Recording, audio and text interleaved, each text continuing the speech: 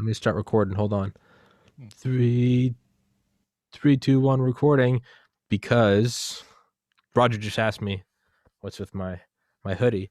This is one of the ones I designed. I designed it, I think, like 2 years ago, and I kind of just sat. My designs kind of just sat doing nothing for a while, and I had an online apparel store, and then I stopped it.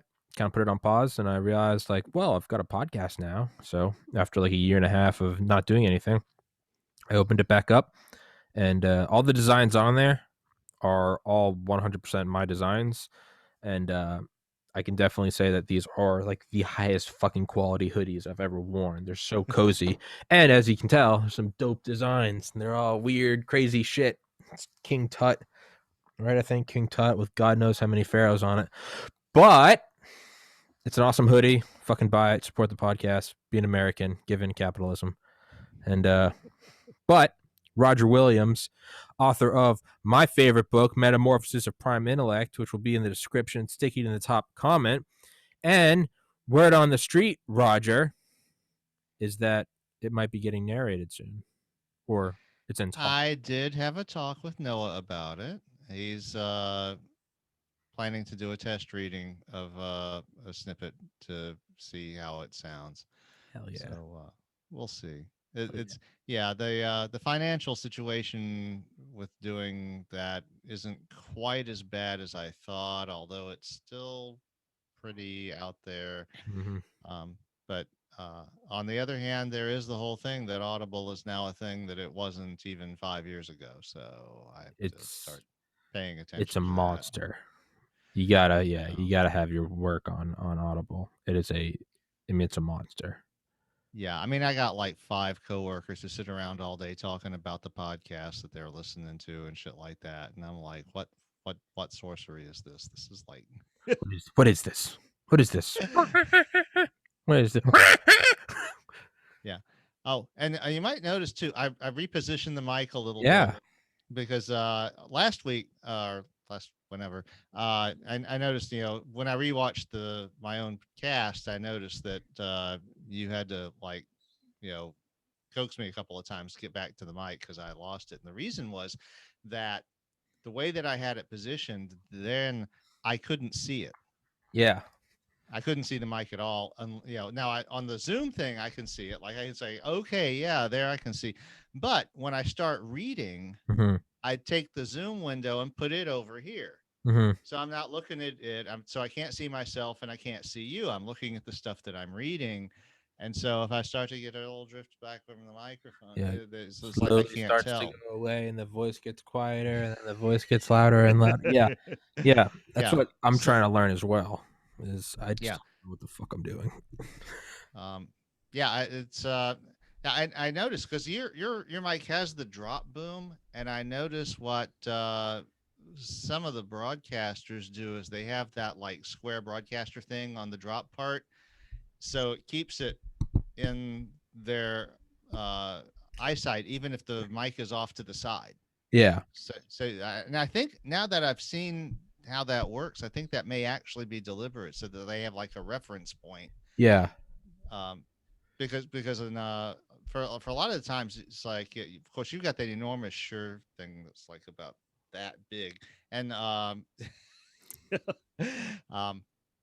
because we all know that you need a microphone the size of a hand grenade in order to encode audio in the 21st century. It's the only way. If it doesn't look like a World War II Wehrmacht hand grenade, if you don't look like you're getting ready to fight back the invading Soviet forces, if there isn't an actual vacuum tube in there, it's no good. If you can't bludgeon someone to death with it, what are you even doing? Dude, I love this thing in the stand. I love that I can lean back and move it around and shit. It's awesome. It is an impressive prop. I mean, it's the sort of thing. It's like you got to kind of figure out how to use it best. Yeah. But I mean, it just screams, I am a serious broadcaster. As I'm sitting here in my I'm sitting here with my fucking desk lamps. I was gonna say, well, I can't really be too serious when I'm sitting here with my fucking DMT trip hoodie, and I'm very serious.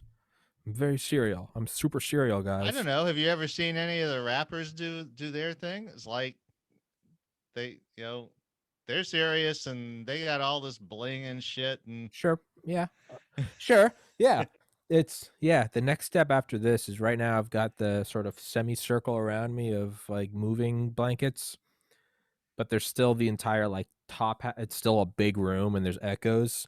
The next step is going to be yeah, whenever I move out this summer and get an apartment, I'm definitely going to get like a 2-room place, and one of the rooms is just going to be the podcast room, and I'm going to get studio. Yeah. yeah, gonna have the blankets up, but I'm also gonna get the panels for the places that I can't reach with blankets, and really just because I look at like an episode now versus an episode even 6 months ago, and like I want to make that same jump again. I don't know if it's entirely possible, but Oh, it is. I think there's still a lot I can do. Yeah, there's obviously diminishing I think. returns, right? You get to a point where it's like, how good can it get? But yeah, I wanna keep moving it up. Yeah, no, I think the where you have room for improvement now is like managing that microphone Yeah, a little bit. You're still struggling with that a little bit, yeah, yeah. It's still and yeah. uh, and you still have a few room reflections, but Uh huh. nothing super serious. Yeah. Yeah, And I can pick it up listening to our early episodes. I can hear the echo. I'm like, I didn't even realize that. And there's yeah, the echo kind of changes if I get closer because they're on the blankets. They're on like a TV, like a bureau. There's like some tripods. It's like 2 feet high around the table, which is good. But when I come back, it starts to there's still it's this and this is also like the biggest room in the house, so it's like there is still a yeah, lot of echo. that doesn't help. It's actually better to have a smaller space to Yeah, do this sort of thing. yeah. And the oh, I had something else in mind. Whatever. Um, but anyway, it's like no, it's coming along good. Thank you. I'm liking it. Thank you. I was just listening to you talk to Miji before we started up here. Um, Lord knows who you were talking to 5 minutes ago. Oh, talking to Aaron Shepard, the guy that builds the telekinetic robots. Oh, Yeah, yeah. I know Aaron's a who that genius. is. Yeah, Yes. Aaron's a genius. Yeah, we just talked, and he's the motherfucker runs circles around me. But yeah. But Roger, what's new and good with you? What are we doing? What are we doing Uh, today? well, What's on the actually, table? actually, it is a sad day. We lost one of our pets. Aw, Sheldon, the beachfront conure, passed. He was 30 years old, which for a beachfront conure, which is a bird about yay high, they're small parrots. Um, we believe he was one of the 2 or 3 oldest members of his species whose age was documented alive. Um, I'm sorry. we bred him, so we knew exactly how old he was, and he was the last beachfront conure that we had of our original flock. Um, and he spent the last few years hanging out in my wife's office window, watching over her hummingbird garden, going, "Ooh, birds!" And you know, uh, he uh, he had a rich life. Yeah, So he was a good kid. yeah. Um, but I'm for sorry, uh, for man. but for his species, living to 30 would be like us living to 130. It was I mean, yeah, unheard of. I had a toy poodle whose back legs were paralyzed when he was 1, and he lived to 17 and a half. Like, very Yeah. sad. I remember I put him down last May, and I remember putting him down, and I remember the vet this is like he was like a veteran veterinarian, and he was like, "For whatever it's worth," he's like, "You got 2 lifetimes out of that dog." And I was like, "That's true." So, yeah. Yeah. That shit Yeah, sucks, man. I'm sorry. yeah, no, it's well, it wasn't like a big surprise. Yeah, We're yeah. pretty sure he had a stroke. I walked in just in time to see him stand up uh on his perch for the last time, and then he kind of climbed down and went to sleep and never woke up. I'm sorry, Um man. but hey, well, that's life with pets, Yeah, Uh now we also have an Amazon parrot. Who'll probably have to do that for us. He'll outlive us. yeah. They, they're It it, in Vince Houghton's book, Nuking the Moon, they talk about, the constant attempts on Castro's life, and it became this, like, running joke in the CIA that no one could ever kill Castro, he would just live forever, and the joke was someone gifted Castro a tortoise that lit, like the longest living tortoise. And he said, "Thank you." And he said, "But God, the thing about tortoises is it's so hard outliving them. it's, it's always so difficult to bury them." Yeah. Yeah. So, well, anyway, so that happened. And of course, I saw Iron Sky.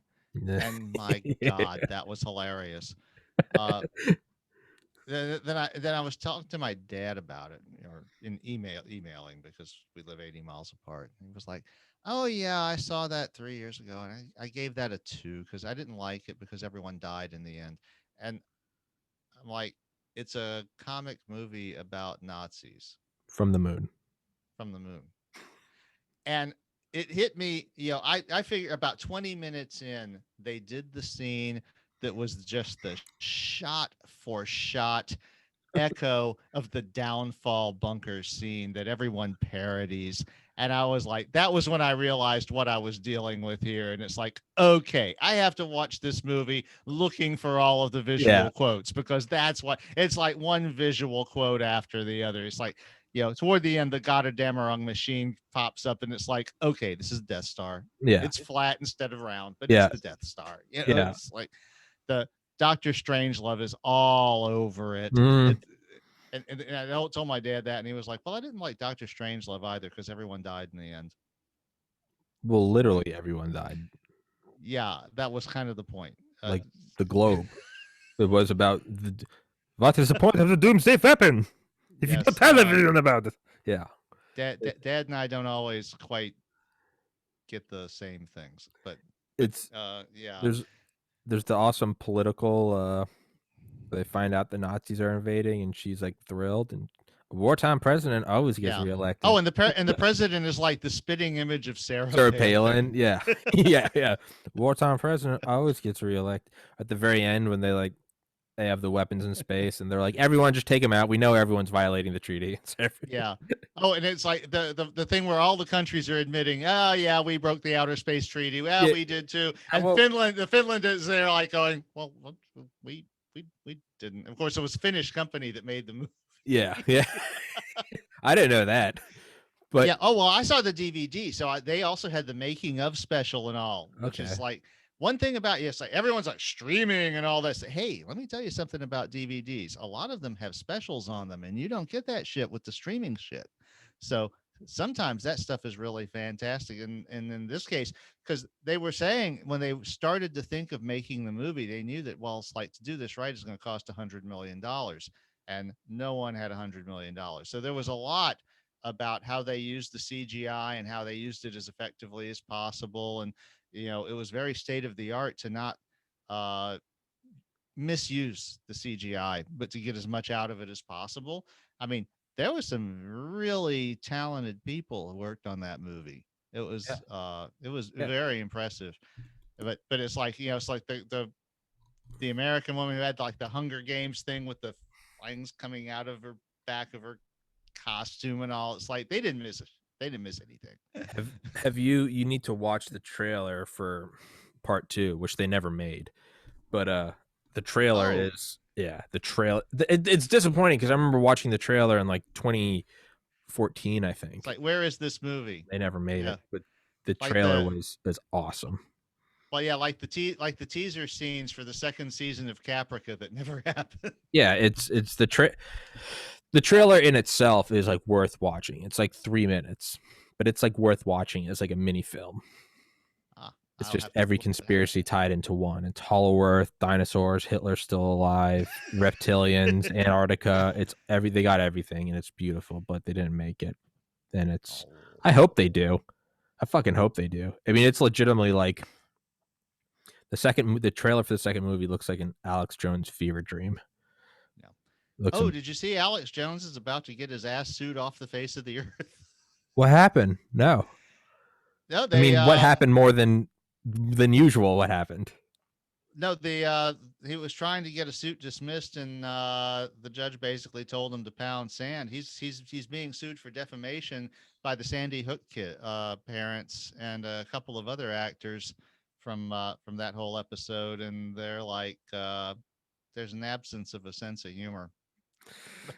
You know, I don't, I don't disagree with them. I tend to be a black sheep in that I like Alex Jones. I think he's funny, but that's definitely, I don't know. I think that's free speech, but it's also if there was actual like harassment, which I think there was, where people like went to their Yeah. houses. You you Yeah. can't you can't do that. Yeah. Well, you got a large platform like that, and you encourage people to do something illegal, and they do the illegal thing. I mean, a lot of that is going to come out with regard to the sixth. Yeah, yeah. Well, and it's not just. Well, I was gonna say it's.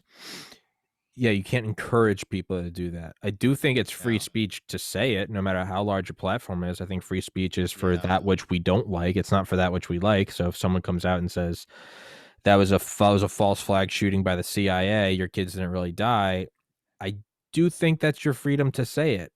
I Yeah. don't think, Well, and I think legally, I don't think you actually can like incite people to go to their house. yeah. Well, yeah. I mean, it's very very hard in the United States, and for very good reasons, which I agree with. But so do I. To It's um, gotta be.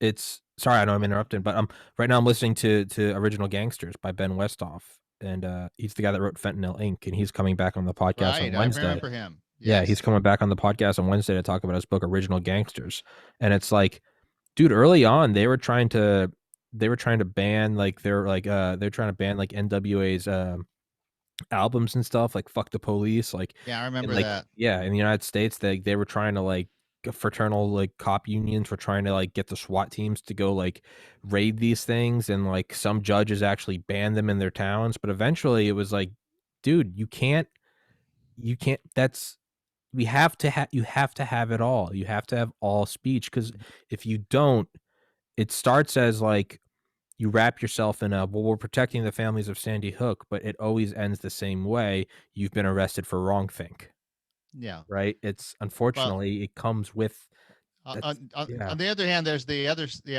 there's you walk up to that line, and on the other side of that line, there's a mob that forms with actual Yes. pitchforks and Yes. torches, and at Yes. that point, you're Yeah, on the wrong you're side very of the right. line You're very right. somewhere. Very right, you're inciting violence in the real world, like, and that's Yeah, I'm not for that. But that's not entertainment anymore. no, no, Well, no, actually, no. some people find it entertaining, but not in a good way. Not in a So, good way. Yeah, no, um, it's free speech is for that stuff which boils your blood, it's hmm but you're right. Once there's anyone could yeah, come out and say that, that podcaster Tommy, he didn't actually lose a brother to suicide. This is all an attention grab and his family are grifters. That would make me blind with rage, but you're allowed to say that. Now, if a mob came let's to go my to house Tommy's house though and take care of the and situation. now it's very quickly like, okay, now I'm going to sue the fuck out of you. Yeah. Yeah. So, So it's like, yeah, I mean, and they yeah. cross that line in Yeah. a major way. Yeah. The people who incited the rioters on the 6th, Alex with the Sandy Hook people. I mean, there's been quite Yes. a bit of that going on for the last, not really before, but for the last year or so, Yeah. particularly. I think that these people have just like lost all sense of reality, and they're, uh, Yeah. it's like I've Maxine been listening to Rush Limbaugh since I was 20, it seems like. And he always walked right up to that line and then never crossed it. Kicked yes. some sand across it, but you Sure. know, And you're allowed to yeah, it's same thing on the and he other built side. an empire off of that. Yeah, and Uh, same to everyone that thinks, Tommy, you're being a turncoat. Well, no, the same thing with Maxine Waters, like last summer saying, "If you see Trump supporters in public, go get in their faces." Like, no, you can't do that. You can't yeah. do that. You cannot do that. But So because yeah, I'm a we're because I'm a First Amendment scholar, let me don't well, forget this is actually, as a country, we're getting a first-hand lesson in that right now, because in some ways, this is stuff we haven't even really tested since the Civil War. Just where is that line between free speech and sedition and all, and so it's sure. like that's going to be resolved. We're going to Hey, have to figure that out. brush off Uh, the old Constitution. Make sure this puppy still hey, holds up. Hey man, it's it's it's gonna, a It's like a blood sacrifice, right? It's like every 1,000 years we must sacrifice 1,000 babies, and it's like we break out the Constitution, bring it down from the Aztec pyramid, and we're all in hoods, like whoa, just slitting throats, and the First Amendment stands, and the rest of the world's like, that's Wait, why we don't fuck with America is because they're clinically wait, insane. all right. Is that an S or an F? What You know what I'm talking was that? about? No, was that a joke I didn't get? Yeah, how in the cursive writing of the day, S's and lowercase F's looked almost exactly the same. Really? So what would Mhm. that be? Freedom of speech? It's something like that. Freedom I of mean, speech? Freedom of speech? that's what it looks like in some of the outtake, feach. Yeah, Speech. It's yeah. I mean, I don't know, but I but mean that's one thing I have to kind of note is like when we're talking about this stuff that I'm like, wait, I have a biology degree. I'm not a legal scholar, so I'm sitting here and I'm like, this is the First Amendment that's allowed, and this is the like, no, no, yeah, I don't know anything about it. yeah. So you're a biology guy, and I'm a computer programmer, and we're sitting here talking about the law. Let us tell you, everybody, about how it works. Let us tell you about the trials and tribulations of the First Amendment. What are y'all's experiences? Shut the fuck up and listen. All right? Court is in session. So, so anyway, yeah, I had a busy week at work, and got several customers building things that shouldn't work that I got to make work. Usual, day at the job. That Um, sounds stupid. well, I would normally, yeah, you're right. Actually, it's the literal home. In one case, it's like I got a customer who's almost literally building this complex filling machine in a warehouse, and it's like someone building it in their garage. Jesus. it's, it's like you're thinking it's like, oh, you take this thing and CNC cut it. It's like, oh no, it's like there's these three guys, they had a plasma torch, and it's like, and there's like, and he's like, well, drop that thing 5 inches. Let's see how it works then. And I'm like, No, I'm not getting oh involved with this. my god. I'm not getting involved with this.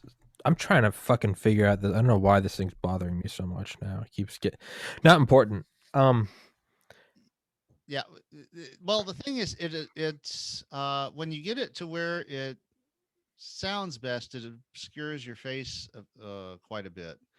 So, and that's distracting from our standpoint as readers. So it's like you notice that I have this below my mouth. Yeah. I'm watching that because I know that when it starts obstructing my mouth, that's one of the things that viewers are going to, it's going to annoy the hell out of them.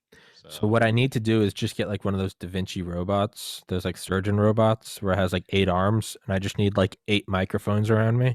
yeah, hey, that's a way to do it, man. That is a way to do it. So with your readings that we did last week, or I guess the last several weeks, were those in chronological order?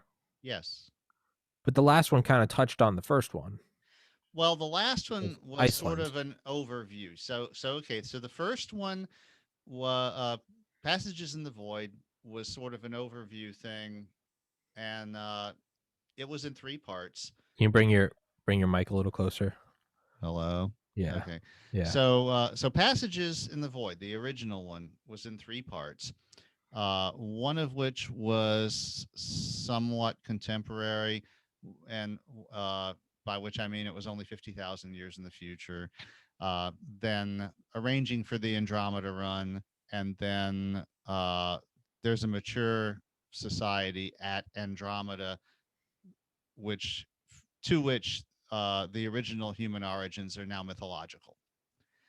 And that was a standalone story when I wrote it. I didn't anticipate that I would ever write it. In fact, I didn't anticipate anyone ever read it because, like Mopey, it was one of the two things that I ever wrote for myself without even realizing anyone else would ever write it or read it. And then Corrosion came along.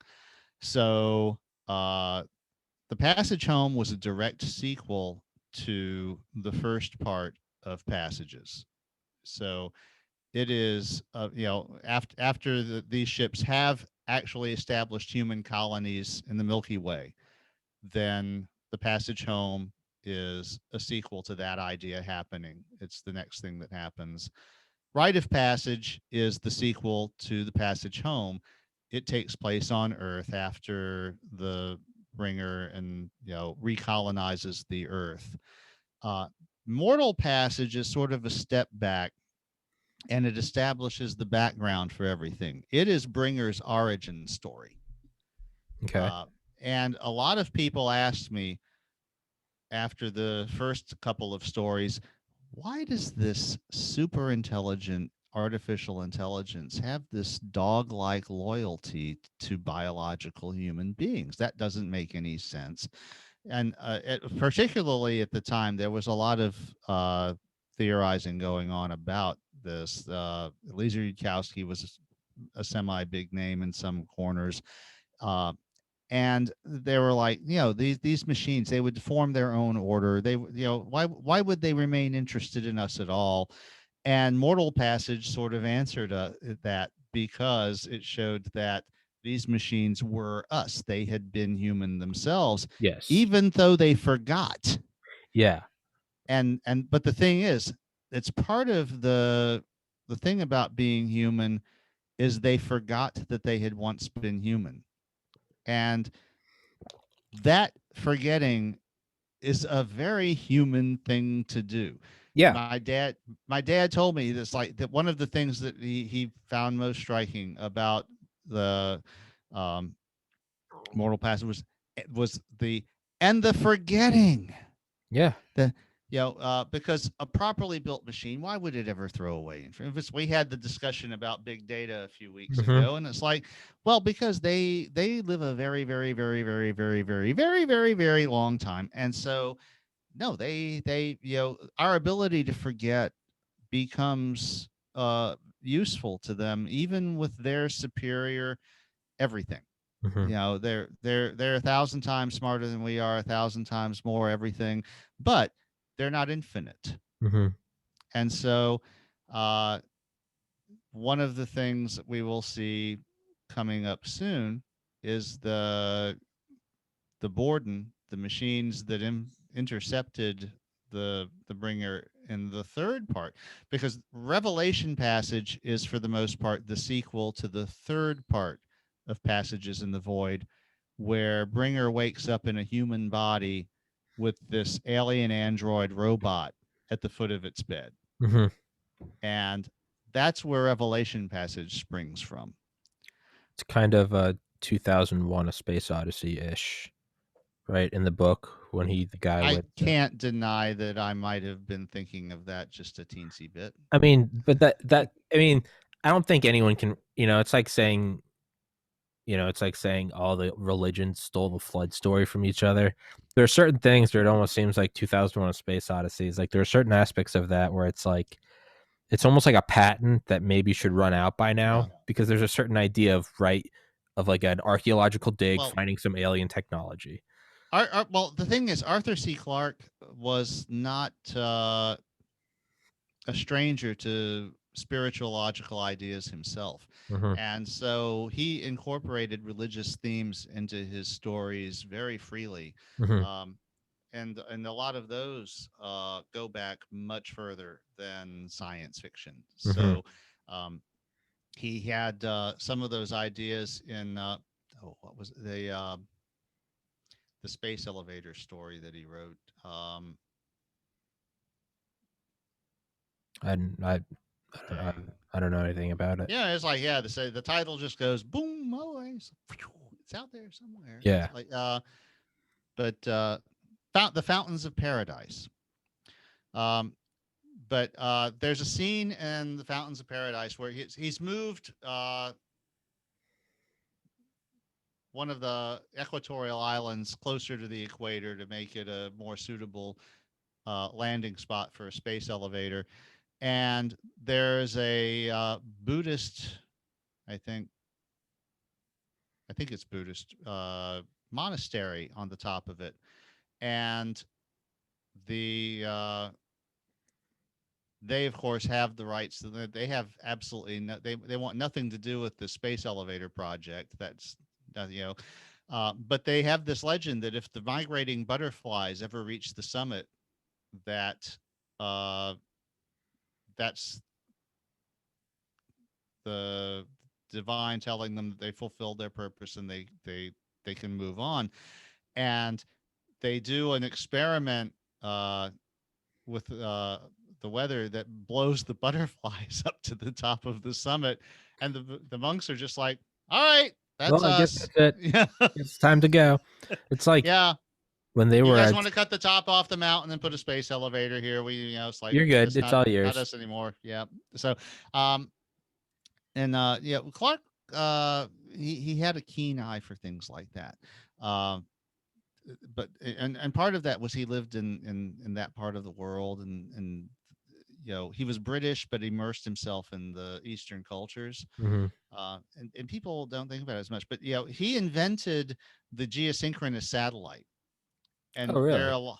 Yeah, he was the first person who had the idea, and there are people who to this day will say if he had thought to patent it, he would have been the richest man alive. Probably. But instead of patenting it, he wrote a science fiction story. And in the science fiction story, the Russians park the geosynchronous satellite where it can beam its content to America. And it's all of this subversive content that's designed to corrupt our culture. And we can't do anything about it because it's in outer space. It's, I was gonna say the whole blowing the butterflies up. That reminds me of a thing where, like in the Cold War when they were testing, I think like the SR-71, or it might have been the U-2, when it would go above a certain, or it might have been the X-15, when they'd go to like these super high altitudes, like 200,000 feet, and they would notice that the windshields, the pilots would note that there's like this black, almost goo. It looked like melted metal, and they didn't know, was there something wrong with the alloys?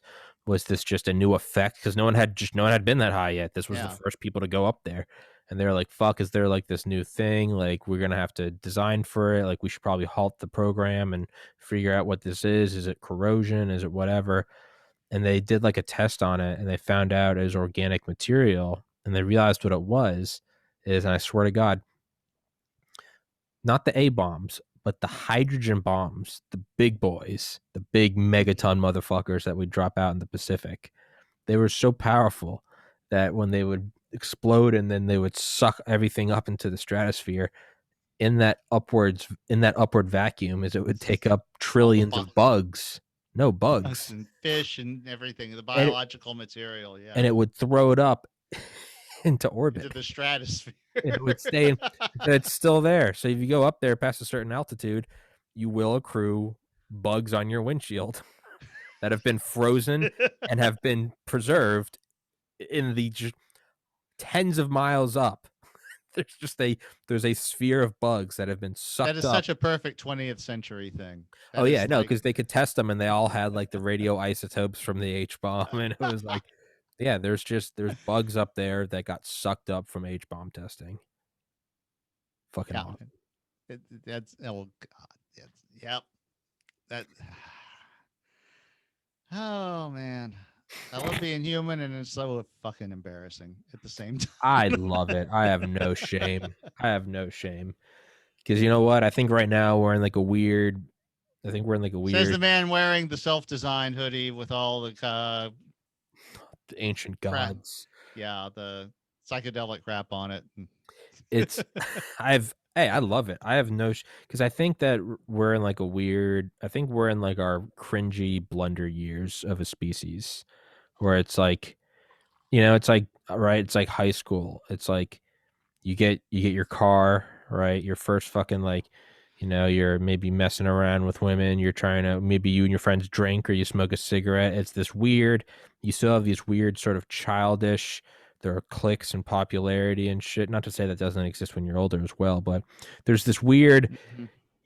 you're doing this weird, one foot is still in like the pool of adolescence and one is like you're dipping into adulthood, because there are things like going out without your parents, which you do for the rest of your life, maybe drinking, maybe sex, maybe parties, maybe, and it's this weird, and so what the result is, it's just all around cringe. You just look back and you're like, oh Me and my I friends do. driving Oh around, my just God, did I do you're that? like, oh, but it's this weird.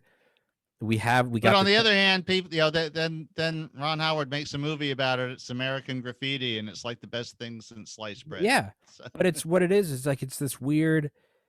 We're in this weird like teenage like blunder years where we have like nuclear weapons, we have space travel, we have the internet. It's like we mhm. have this global connected brain that we access through silicon devices all over the world, hyperconnectivity at light speed, and like the majority of it is like porn. Yeah, Like, it's like the power of the atom. What are you going to do with it? Vaporize our enemies. And it's like, no, it's endless energy. And it's like, no, kill the Japs. And it's like, oh, fuck. yeah. This weird No middle porn, ground. porn. It was porn. Then it was stealing music. Then it was movies. Yeah. And then And it's, even now, it's just like theft, right? It's just as we're seeing on Wall Street right now, right? Same thing with yeah. planes. It's like planes, we Oh can yeah. How's your fly. GameStop stock doing?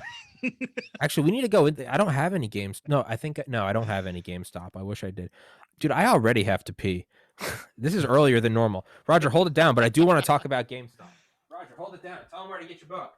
Yeah. Okay. The Metamorphosis Prime Intellect is available on Amazon and all the usual online retailers. But if you would like a paper copy, I do encourage you to go directly to Lulu, Lulu.com, and buy it from them because they are the original print-on-demand publisher. They have to charge you the same amount, so it won't be any different. Their service is just as good, but I get a lot more of the money. I mean, like seriously, a lot more, like $6 instead of $1.50, because they don't have to give Amazon their cut. So that's just the thing. And also, most of my stuff is available for free on the web. If you go to localroger, LOCALROGER.com. If some of the stuff is on Smashwords, and I don't have it locally hosted anymore, but if you go there, there's an option to set your own price, and you can set your own price to 0, and I don't mind. That's just uh, I was told that if I did it that way, that Google wouldn't delist my site for redundant content, and they delisted it anyway, so whatever. Um, So anyway, with so here's Tommy again. your snubby. So with what all is going on with GameStop, and in true fashion, All I'll right. ask you a question and then I'll run my mouth anyway. All I know is that there was a stock that some rich people thought was going to Well, go down, so some plebs like us what bought you it. got there is a true battle of the assholes. Um, so the origin for the on the side of the rich scumbags is that a bunch of sharks saw that this is a company in serious trouble Mm-hmm. because their brick and mortar store, we know what's going with them, selling video games, most of which are now sold online anyway. Mm-hmm. It's like the latest version of one of the consoles doesn't even have a hard drive. It's all online. So Yeah. GameStop has become like their reason for existence has been fading rapidly. And so these other people's money type people saw this and started circling like bump, bump, bump, bump, bump, bump, bump, bump, Bump. and they Bum, shorted the bum. stock in a major way. It's like we're going, which in its own way, people take large short positions being taken on a stock affect its value negatively uh, for other reasons, and so this is basically they were circling to destroy the company and feast on its remains. Mm-hmm. So there is a Reddit group Wall called Street our bets. Wall Street Bets, and they are not the good guys either. They they characterize themselves as 4chan with a Bloomberg account. That is the subtitle for their Reddit. When you go when you put r/Wall Street Bets in, that I was Wall Street Bets. perma You banned know, from Reddit. I was IP banned from Reddit. I have been meaning to ask you how you managed to do that because they're kind of reluctant to do that to people unless there's a really good reason. So, um, Well, but anyway, for the current story, that's yeah, another story for a it's another different story time. for another Okay, time, but it so has happened. That is a factual thing. IMIP banned. yeah, so anyway, so Wall Street Bets, there is a core group there that are basically anarchists with a really solid understanding of capitalism and all of its flaws. And they saw, GameStop wasn't the first case where they saw this. Apparently, this is a thing that they've been kind of circling toward, but this is where they pounced and they saw an opportunity to basically stick it to the hedge funds by pouncing on the stock that the hedge funds were shorting and drive the price up by buying a lot of it and pumping it, in other channels, uh, which wasn't hard because they're they're doing this libertarian thing. They have this thing called YOLOing. You only live once. Put your life savings into this thing. Then it might crash anyway. But hey, whatever. Which is in itself kind of an evil thing to be doing Mm-hmm. to the less knowledgeable people that you're hitting with this propaganda. But the thing is, they hit the hedge funds Yeah. hard, J- and can you rewind for a second? What? So how did they find this out? Because is it's this right? public. You short a company, it's a public thing. But how come? I guess my question is, and I'm not defending either of them. I don't give a fuck. Not because I have a moral stance, but because I don't have holdings in either. So I personally am just watching it like Neither do I. gladiators. Yeah, For I'm watching. disclosure, Yeah, we're watching it like gladiators. Roger and I are the evil Mhm. defense contractors. We're like, ha, bully, fight. Yes, we're in the stadium at the Coliseum watching this happen down in Yes, the bottom of the yes, yeah. stadium. Slaughter each other, you animals. But Yes, don't the so, barbarians usually lose this contest? yeah. So what has? I guess my question is, and maybe it's not important. Is why hasn't this happened before? Well, it took a confluence of things like the internet culture dynamic that Sure. allowed a lot of people to sort of get on the meme at the same time, be willing Yeah. to invest a few hundred or $1,000 Yeah. on a lark and convince each other to do it. And part of it is the Robinhood thing, the Robinhood app notwithstanding, but the actual idea of Of sticking it to the man. yeah. And the fact that they succeeded so spectacularly is going to make the next few months on Wall Street really interesting. Um, they the next thing, of course, that happened is all right. So what they did is they got enough people to buy this dollar stock that was about to fall off the exchange. It was so cheap to to pump it up. Uh, and the thing about when you're shorting a stock, there are set points where you have to make your calls, because when you short a stock, what you basically do is you borrow the shares and promise to pay what they were worth when you borrowed for them, when you borrowed them at the time you sell them. So it's possible to lose more than you invested if the stock goes up too much. I didn't know. Also, I didn't know that. oh yes, So that's also true of margin calls. You can you lose can't. more than you invested. So if I invest 10,000 in Nike and then it goes to zero, like I lose. I can only lose my 10K, Right. but But not if you this. but if you short Nike when its stock price is $100 and it goes to 1,000, then you've got to cover those stocks. You've got to So pay the $1,000 a share to make it up to so the that people you've promised those shares to. so if You I can bought lose. $10,000, so unlike Nike where I maybe can only lose that 10,000, now maybe I have to cover 90.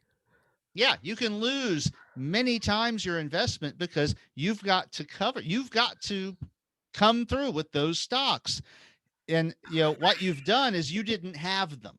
So that's the risk reward though of being able to short, is that Yeah. you might get fucked. Okay, I'm following. Right. Yes, and there are some margin call things that are similar. One of my friends got caught in that in the after 9/11. But yeah, for short with shorting, that's one of the things is that when you short and what they do too is you have to demonstrate that you have enough credit or resources to cover the call when you short a stock. And what will happen is if you've shorted a stock and your position expires in 30 days, but after 15 days, the stock has gone up so much in price that it's exhausted your credit line or your established credit. They will tell the brokerage will tell you you've got to cover your position. You have to go ahead and provide it now while you So you still can. so you can't wait out the 30 days. You can't hope it goes back down. Nope. Okay. You will be told you've got to Okay. supply maybe Okay. not the whole thing, but at Sure. least part of it in order to make sure that you have the liquidity to fulfill your obligations when it's done. Because otherwise, you could wait it out and find out that the thing has gone up 10,000%, and you're just like you have no means at all Yeah. to cover it. So they want to prevent that. So what they'll do is it's like they establish what your credit line is when you short a stock, and if you start to get close to that before your position is matured, they'll come to you and say you got to satisfy some of this now. Okay. And that was what was happening, and that meant the shorters were having to buy the stock, and that was driving the price up even more so that they could establish so that they could maintain their positions and all. So yeah, I mean it's like this is how it was a very these hedge fund guys have gotten very used to doing this because the market has gotten used to people taking this stupidly extreme positions. And there's a lot of people that have been yelling in our ears for 20 years that this is a bunch of bullshit. And it's like all of these uh, artificial things that, all this stuff other than just investing in the stock. All of these derivatives and all Yeah. are very dangerous. They Yeah. create a lot of volatility in the market. And the 4chan, excuse me, the Wall Street bets guys, the 4chan guys with the Bloomberg trading accounts. account, Yeah. they saw a possibility that basically what they were there doing there is like an epic troll. Yeah. Yeah. And they just caught that wave and ran that motherfucker out. um and the thing is like, and don't and make no mistake, a lot of little people are going to get burned because they're going to be buying the stock when it's high. They're not going to get out in time. Whatever, the thing is eventually going to crash a bit because the fundamentals are not there. Although this has helped the actual company because they've been able to, GameStop was like on the ropes. They were getting ready to go full blockbuster.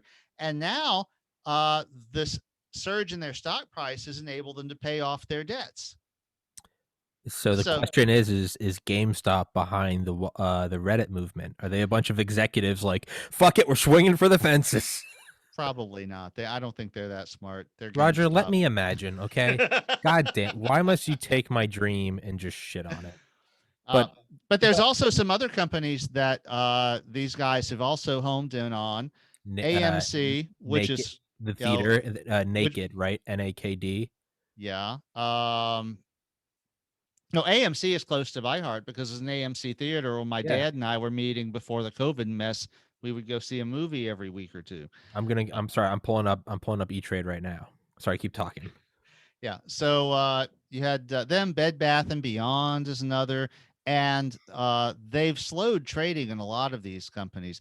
There was a lot of pissed off people because at the height of all this, the Robinhood app just ceased trading. They disallowed buying shares of GameStop, and the little guys were like, "Oh, So the hedge funds can keep buying or do whatever they want. But when the little guy starts to win something, we get screwed. Right. Yeah. That's what happens. So yeah, so what? Because right, because if it's hey, you guys are foreclosing on my grandma's house. She doesn't have a place to live. It's right. It's fuck Yeah. you. All right, you don't Now, have a home anymore. yeah. So Now it turns out there is a legitimate reason for this that has to do with liquidity because Robinhood doesn't take commissions, so they don't have a lot of liquidity. And when okay, they get a stock doing all this weird volatile shit, then they've got to cover their position with the guys upstream that they're arranging these trades. And a lot of these trades don't actually go through for a day or two. okay. So Robinhood is they're shutting it down because they're in an exposed position. But the little guy is thinking this is a casino. I made a bet. What the fuck is the problem? Hmm. And so the whole yeah now the thing is about it though is that the brilliant thing is that what the 4chan with the Bloomberg account people were wanting to do was to demonstrate what a scam it is. That it is. The whole thing uh is just a fucking illusion. Yes, and they're sitting back now, folding their arms, cackling, sitting on their $1 million that they won, and going, this happened because y'all set this bullshit up, Yeah. and now everyone's going to be asking you why, and that's a very good question because a lot of this was set up so the rich people could become richer and fuck the poor people, So how and come? So all these guys buying all the shorts, and it's like once you get past this mark, you have to pay your credit line. Blah, what you're saying earlier, they're kind of coming in and you mhm. collecting their checks. So is the same thing happen? Is that what you're saying is happening with like Robinhood? Is the guys above that them are like that you got to pay up because they don't do commission? it's a little more subtle, but yeah, it basically is that they have to cover their position. If they've issued $300,000 million worth of buys for this stock, then when that trade goes through, they have to have the cash to cover it. And because they are a commission free trader, their argument was, look, we don't have this. We had to stop it in order, in order to gather our resources and Well, cover our whose position. fault is that? It sounds like it's their fault. Well, it's the whole thing is a gigantic scam. I mean, it's the none of this shit works the way anyone thinks that it does. It's like you go into a casino and it's simple. You put your bet on the roulette wheel, they spin the wheel. If you if your number hits, they pay you, and if it don't, they take your money. End of story. On Wall Street, it's way the hell more complicated because you've got these entities that are taking your bets, but they're taking way the hell more bets than they could ever cover. See, generally a casino doesn't take more bets than it can cover if it gets really unlucky. Wall Street does. Your broker does. Okay. If a bunch of your broker's customers all get the same memo at the same time and say, man, this thing is going in the toilet, I'm dumping it. Well, you issue those sellers. I don't know if you've ever done a trade. Of course, I have every once in a while. I have a simple IRA, so every once in a while, I've got to move my money from the cash account where my company dumps it to something where it can make some money. So every month or two, I log in and I do a transfer. And the way that they tell you that this works is we've logged this. And then you come back 2 days later and you find out that the trade went through and what price it went through at, because it may not have been the price that you thought it would be by the time the trade was transacted. So this is the thing. Wall Street is much mushier than a casino because you've got all of these entities that are protecting their own positions and that have the theoretical capacity, if they fuck up bad enough, to go bankrupt out from under you as the totally unrelated investor, and then you're screwed. This is one of the things that happened at the outset of the Great Depression. Was a lot of these companies that were doing the trades And it was much simpler then than it is now. They didn't have all these derivative things going. So you've got a company that is basically covering a bunch of positions, and the reason they call hedge funds is that they try to make sure their positions oppose one another, so that if they lose here, they win over here, kind of like a bookie. Yeah, it's like They try to balance their action. yeah. But they don't always succeed. And what happened with the GameStop thing is that Robinhood couldn't balance its action. It had everyone in the whole visible universe trying to buy this stock. And it knew that if there was a reversal, or if anything went remotely wrong, or if any of these people, some of whom were first time traders, the thing about Robinhood is you don't have to fully fund your account in order to make a trade. So they were like, they could be caught with their pants down and unable to cover their position. And then really bad things happen. So, So what I was gonna say is, well, I know just in my simple, trading on E-Trade with like a couple grand is like that I toy with is like I know that if I sell a stock and then buy a new stock with those proceedings, I can't sell that second stock within like a certain number of days because mhm, the transaction hasn't gone fully through. And if I do that, my account will be per the E-Trade warning is I will be banned from the market for 90 days per SEC rules. right. Or right. So we have And these weird things where okay, like I'm held to that. But what I was also going to say is about GameStop. I went and tried to buy GameStop on Wednesday, but the thing didn't work too well, did it? well, no, it was because I used E-Trade, so I've never even used Robinhood. I never heard of it before this week. I couldn't buy it on E-Trade either, though. It didn't exist. I couldn't. I'd go to it and it would within just say within about frozen. 4 hours, it affected everybody. Yeah. Robinhood was the first, but everyone else followed through very quickly and for the same reason. Can you like turn your microphone towards you or bring it closer? It's yeah, That better? much better. Thank you. Okay. Yeah, Um, I but yeah. that's I'm pretty sure this is directional microphone. So, yeah, this is work. But no, you're fine. It's so okay. So go back to where we were. All right. So yeah, Robinhood was the first to cancel, to stop trading on GameStop, but they were quickly followed by almost everybody else. In Okay. fact, pretty much if you wanted to buy GameStop's stock after about 4 hours after Robinhood, if you weren't a hedge fund with like deep ties somewhere, you couldn't. And this is one of the things that the 4chan with the Bloomberg account guys are complaining about is like, yeah, the big guys, they can do whatever they want. But when we start making too much money, we get shut down. It was like, yeah, now it's more complicated than that because actually, I do believe that it was Robinhood covering their own ass and the other traders making sure they didn't get put their pants pulled down. But it just looks bad. And I think that part of the intention, these guys on Wall Street bets, the fact that they named their Reddit what they did implies that they're basically anarchists who have a very dim view of the market as an entity and a very deep understanding of how it works. And that's why they have that dim view.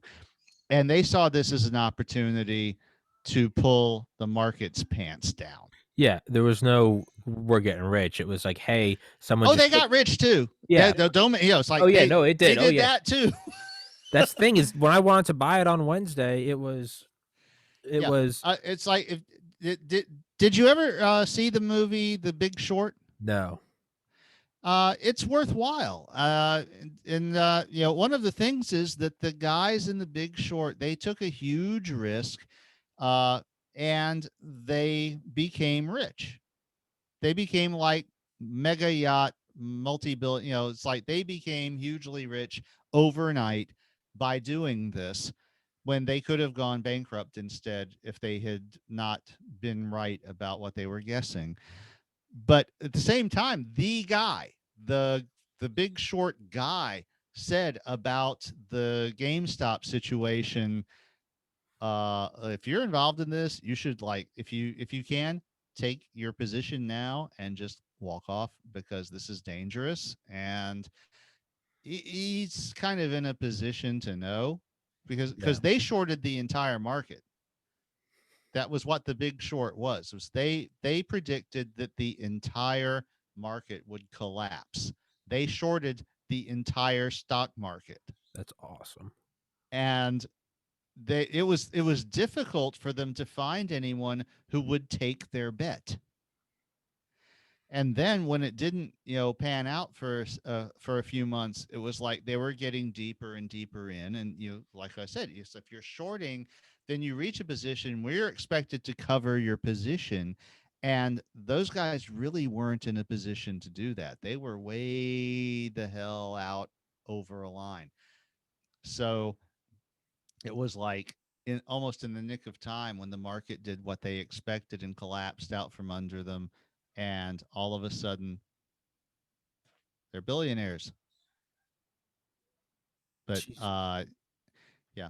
Now the GameStop guys, they didn't become billionaires. Some of them became millionaires. Um, but also a lot of other smaller guys probably, got wiped out My because my cousin knows someone actually. My cousin texted me and he was like, "Dude, my buddy is like 22 years old and he just retired." I was like, "What happened?" And he was like, he invested like I don't know, something like $100,000, like his life savings, and like I think he does well for himself. I think he's like has a good job young, but I think he just said fuck it and went all in and then yeah. cashed out like before the whole thing died. Oh, if you had $100,000 in GameStop before all this shit happened, then yeah, you don't have any reason to ever need to work at all, Yeah, I think ever he again. just said he like this past week, this guy just retired. He's like 22. Yeah. Yeah. Now you have Awesome. $100 million. Awesome. So it's like, okay, yeah, that would be cool. Of course, the downside of that is you lose your $100,000, and now you know, it takes an ordinary person a while to raise that kind of coin. Yeah. So, Sorry. My dad has like a 1970 something TR6 and he's in the garage revving the engine. So if the whole room is vibrating, I don't know if you can hear that. oh yeah, I Yeah. can, a little Yeah. bit. Yeah. It's not that bad though. It's low Okay. frequency, so No. Okay. Good. The microphone's not picking it up because the room shakes. yeah. Yeah, Okay. no, it's yeah, I can hear it, but it's not Okay. like overpowering your voice or Okay. anything. Okay. Um, So yeah. So now where do we stand right now? Because when I looked at it on Wednesday, I think maybe it was Tuesday. When I originally looked at it, it was at 145, and I thought about buying some. It jumped well, up to 370. it's the weekend, Yeah. Well, I know so that. I know it that now. doesn't have a value at the moment. That's Yeah. yeah, I've seen 140, 370, like you say. A lot is going to depend on what happens in the last few moments before the market opens on Monday morning. Um, and at this point, no one can say it's that's the way the market is. It's the weekend. It's a holiday. Who the fuck knows what this thing is worth? We'll find out when the market opens and all the corrections happen based on those trades that haven't gone through because the market has been closed. What if this breaks the whole stock market? Well, I think that's what the Wall Street bets guys want. I think Of course. So I don't know why I thought, what if this happens? They're like, that's the point. yeah, I mean, what they want to show is that it's absurd, it's ridiculous, and stupid. And there are a lot of more moderate people who would be in favor of saying, like, all of these derivative operations, shorting, margin calls, all of this artificial shit should just be eliminated. It's like, if you want to participate in the market, you invest in the company and you own part of the company. And if you don't want to own part of the company, then you sell it. And that's how you participate in the stock market. And that should be the only way, because all this other stuff is really just fucking with the fundamentals and causing all kinds of chaos, where people are taking something that is real and turning it into smoke and then smoking it. Uh, Yeah. we saw a similar thing with the housing market in 07 and 08 when all that collapsed. And a lot of that was that people had taken mortgages and package them into these derivative, uh, whatever they call, not projects or something, these products, Mhm. as they call it, where you are betting that the market will go one way or the other, but you're not actually holding the mortgages. And the thing that was wrong with that in a lot of cases is that real estate has a lot of very particular laws about things you have to do in order to register ownership. And these financial derivative companies weren't following the law. So there's a lot of people whose property is never going to have clear title again because Mhm. of this. Um, no one knows who holds the deed. Yeah. And I'm just glad I paid my house off before any of that shit happened. uh, uh, yeah, it's like, yeah, I actually have the deed to my house. It's a piece of paper that I got from the, you know, Government is, from the but government, from the local government, from the local government, but because is it's the local government that does real estate transactions. And so you get an international corporation, a bank, trying to package a 100,000 mortgages as a financial instrument, and it really, yeah, you can make that work mathematically as a thing that you might want to do, but it doesn't work legally, as you know, and as some of these guys suddenly found out. um, but yeah, the thing with GameStop though, that wasn't as shady. That was just the practice of doing these things with stocks. It really started with commodities, with things like potatoes and pork bellies and all, and the Chicago commodity markets. And there you can make an argument that it's not as shady, or even if it is shady, that what you're doing there is providing liquidity for the people who actually need the product. mhm. So somebody needs a railroad car full of sugar 6 months from now. They know they're going to need it. They can go to the commodity market and lock in their price, and then the gamblers can squabble among themselves over who's going to eat it if you didn't pay enough, or who's going to reap the benefit if you paid more than you really needed to. But when you start doing that with stocks for actual companies that are in business, then you start clouding the fundamentals. Like one of the things I saw, and there's been very little written about how all this crap has affected GameStop itself as a company. And I saw a passing reference earlier today that, oh, yeah, well, this allowed them to clear up all their debts because they were able to use their, sell some of their inflated stock and sell off their debts. Well, that, for a company that has been failing, trying to figure out how they're going to clear their debts and all, that gives them more time to make payroll and pay rent on their brick and mortar stores and figure out if they can maybe find a new business model that they wouldn't have had before, because the shorters were just counting on them to go, Yeah. like that. And so, and to that sense, I suspect that the Wall Street bets guys are thinking, yeah, we're the good guys. Yeah, yeah. We're Okay. giving them a second. We're giving them a But resuscitation. but you've also got a bunch of people who came in on this and aren't going to cash out at the right time, who are the small guys who are still going to get screwed. And that happened in the Big Short too.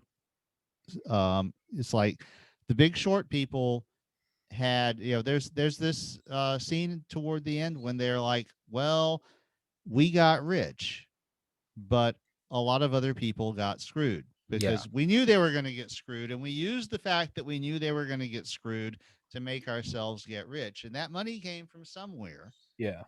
And the right now the Wall Street bets people are making like, well, yeah, we got rich and that money came from the hedge funds. Well, that was partially true, Mhm. but that money also came from anyone who was dumb enough to buy GameStop at $300 a share. Yeah.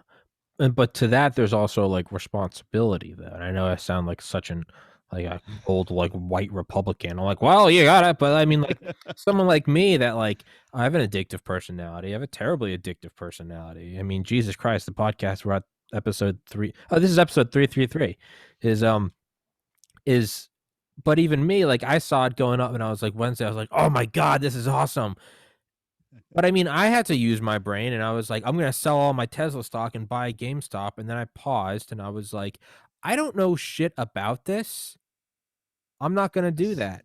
And like, that's not fun, but like I did that. So part of me is also like, I don't really feel bad for anyone that I feel bad for them, but I also, you know, if you get fucked in this, that's kind of like whether you're a hedge fund or a small guy, like, you know, Well, and that's of you course got to use your that brain. That's not my fault. That's use your brain. well, to a certain extent, that's kind of the theory behind all of this. Yeah. But you also have to ask how much of that is just cruelty. Sure. Sure. Yeah, and because none of us knows everything. Yeah. So, and honestly, there are a lot of really stupid people walking around out there who don't necessarily deserve to be reduced to homelessness. Just because just because you're stupid doesn't mean that like So, just because um, your house isn't up to fire code doesn't mean I should throw a Molotov in there to prove a point. Like right, it's like you can just like tell them you should get your house up to code. You don't have to burn it down. yeah, and sort of, we yeah, there's a thing that we that whole personal responsibility thing, the rugged individualism and all, and a lot of that is just fuck the other guy. If he's that dumb, I got mine. Fuck you, Jack. Uh, did you ever see the Michael Moore film Sicko? About that was the film Michael Moore made about the health industry before the ACA was even a glint in someone's eye, as it turned out. And he went all over the world showing how other people's health systems worked versus how ours did, Mm-hmm. and how you weren't thrown to the sharks just because you got cancer Yeah. and ended up homeless because of it. And there's a very poignant thing. I mean, it's like I know a lot of people hate Michael Moore and can't even stand his voice, but uh, he is, whether you like him or not, kind of an everyman. I mean, see, he grew up in Flint, Michigan. He feels what it is like to live in that culture and in that society. And after touring Europe and uh, showing the medical systems in France and Britain and all, and he came back and he said, a lot of it is that they have a we society. It's about us. It's about holding together and about supporting those of us who trip when they need help versus a me society where we only care about our own welfare and the guy next to us trips and it's like just fuck that Yeah. guy. And having grown up in America, that resonated Yeah. completely with me. Yeah. To And to I mean, touch on sorry. I know some fabulous people that are wonderful individuals that I've learned a great deal from. That I know they think of themselves as being wonderful individuals and all, but they also have that. Oh yeah, if you're not with us, if you're not in our group, they're fine with picking you up if you're in their group. Yeah. But as far as doing it, if you're not, you Yeah. just happen to be American, but you're not a member of the white Louisiana Italian community or whatever, then get a job. Fuck Yeah. you. It's like Yeah. you can deal with it. I Yeah. did. Yeah. You know, Yeah. No, I got mine. Fuck you, Jack. And yeah. I and get what you're saying on that. What I was saying earlier about GameStop, I'm saying it as someone that doesn't own any. So it's not even that I bought 1,000 shares and I'm like, I got mine, fuck you. I'm looking at it as someone that like I looked at it and said, I'm not going to do that because that seems too risky. I mean, I look at it like in college when I got a Yeah. 99 in OChem 2 and the class average was a 55. And I remember the professor saying half of you are going to fail. This is the most, Dr. Hubbard, I remember him saying in summer 2012, half of you are going to fail. This is the most I've ever failed anyone in this course. But one student has a 99, so the curve is only going to be 1 point. So most of you are going to go from a 55 to a 56. So I imagine you should all drop out. I did that to a lot of people. But I look at it as is everyone said, why do you do that? You only need to get an 80 and yours will be rounded up to an A. At which point I think like, hey, I'm going to work hard and I'm going to do well at this. To me, I don't look at it as a fuck you, I got mine. I'm just like, hey, the gates open at the beginning of the semester. Here's the material. Here's the test. Yeah. If I got 100, I'm trying to get into med schools where tens of thousands apply and 100 get in. So like, Well, that's a right. completely different thing. Well, I mean, so what I'm saying is, no, but what I'm saying is this is although I don't own any GameStop stock, like I still had to look at it and still use my own self-control and go, I don't think that's a good idea because I don't know anything about shorting, and so I'm going to keep my boring portfolio and abstain from this casino game. Whereas others that get in on it and then get fucked, like that was the wise course of action, because that's what I mean. unless Is yes, I'm not. you were in on the whole plan, then yeah, you might have made a lot of money if you got lucky, but you could have also lost a bunch of money if you didn't really understand the dynamics of what these core guys who were driving it were trying to do. Yeah, And insight. So they got a wave started. And the thing about a wave is once you get it started, you can't necessarily stop it, but yeah, they pushed it in a certain direction and then sat back and sipped their pina coladas and checked their positions every 15 minutes. And yeah.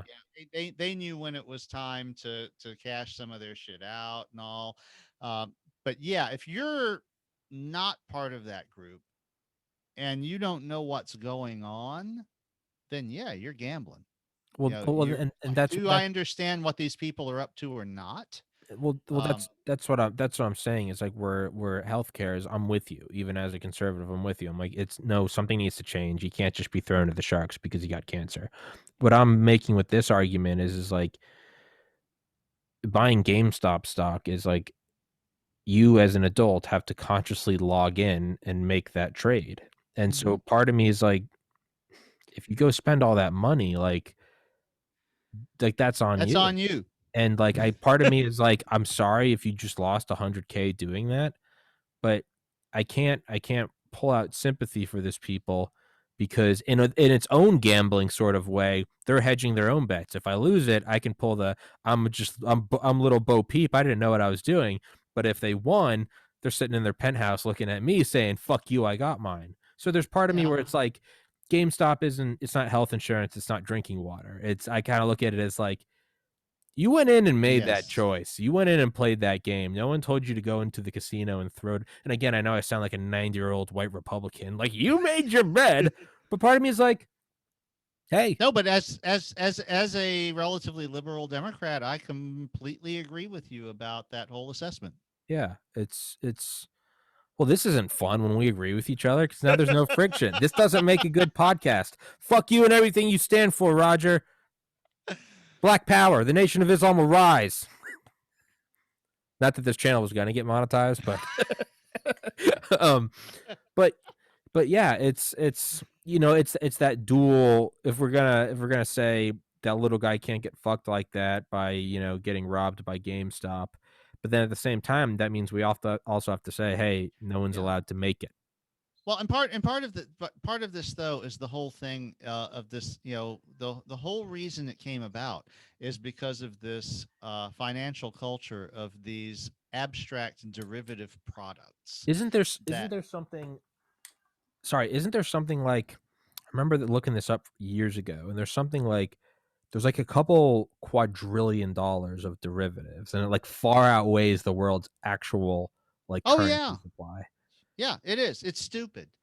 It's like it's poised to collapse. Let's look it up. Total derivatives market. Oh Jesus! In 2019, An estimated $640 trillion.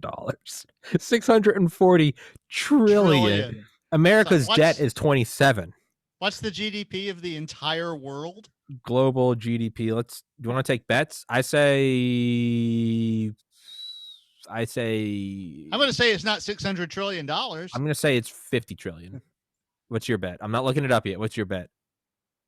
As of January 30th, Saturday, January 30th, I'm going to say 20 trillion. Okay, Saturday, January 30th, 2021, 6:36 p.m. Eastern Time. Roger says 20. I say 50. Global GDP. Is that what I should be Googling? Yeah. Global 80 trillion. Oh. Huh. That's from 2017. So you were closer than me. Huh. Huh. Wow. Is that really right? 2017, according to the CIA World Fact Book, the global GDP was around 80.27 trillion. All right. And around 127 in terms of purchasing power parity, which I don't know anything about. Yeah, but that's still nowhere near 600 trillion. No, that's the important thing. Yeah. So it's like there's still a lot of shit floating out there that has nothing underneath it to support it.